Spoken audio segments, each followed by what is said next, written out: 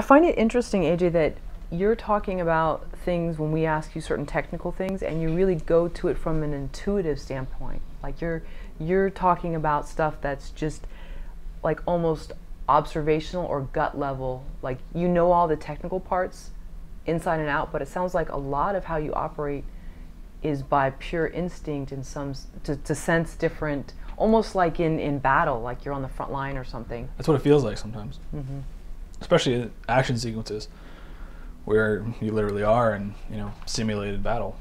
But I think part of that is just my style as a cinematographer. Again, as I said before, this is not always the case for some other DPs. I don't know what the other DP's process is because I'm not that person.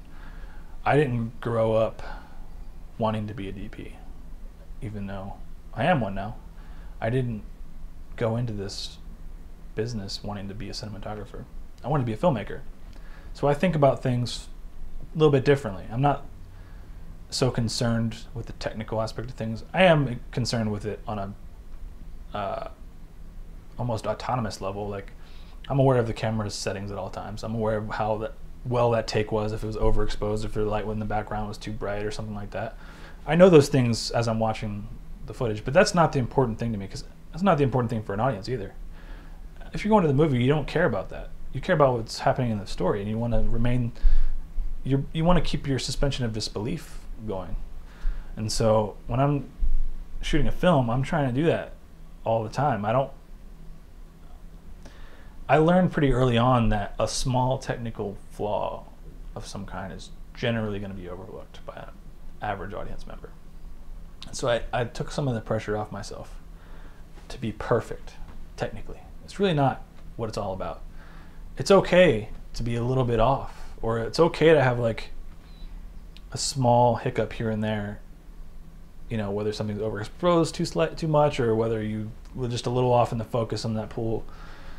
Sometimes that stuff actually works in the middle of a scene if it's organic and it's done in a way that people will assume it was done on purpose.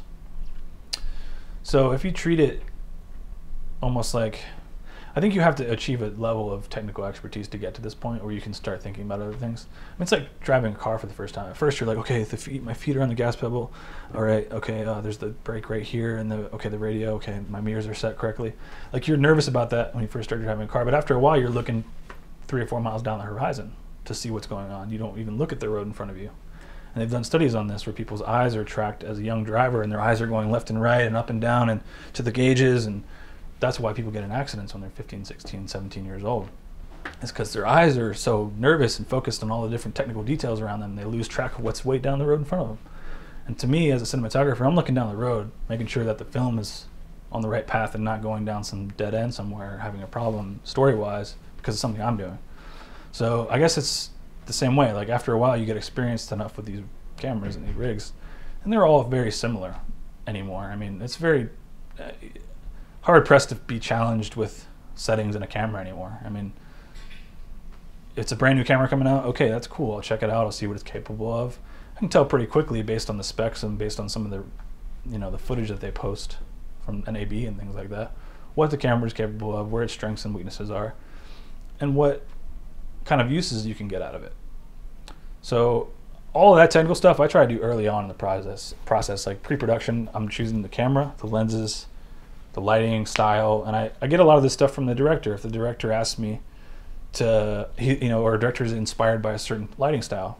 One time a director told me he's a super big fan of David Fincher films. Wants me to light things similar, obviously provide my own flair to it, but be similar to these images, and he provided me some images from a David Fincher film.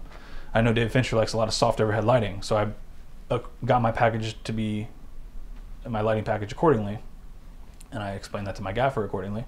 But once I have that knowledge and that information in their head, I can send them off and say, you know what to do here. We've talked about it. And now I can focus on the more important thing, which is making a good film. And making a good film isn't always making a perfectly technical good film. It's sometimes more about getting it on that one opportunity you have to get it, especially on a low budget level, where sometimes you have to be able to just grab a camera and go shoot something that wasn't planned, like that. Like sometimes I'll be shooting a movie in Mexico, and we have 12 minutes to get this action scene on the street done. And there's a car driving up and people running and, complicated coordination of things happening. And if you can achieve those high pressure situation, the only way to do that is actually to have that technical kind of base already built up, so that you're not worried about the settings. If you're sitting there fiddling with the camera in the moment, you're going to miss it. So I think, because I've been doing this for like 10 years now professionally, it's kind of something, technical stuff is just not, it doesn't excite me as much. I'm not interested in the cameras and the lenses.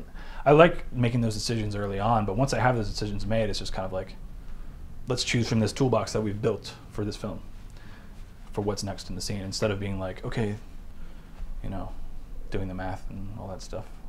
I could be a weird cinematographer because I don't like those things, but it just is my style.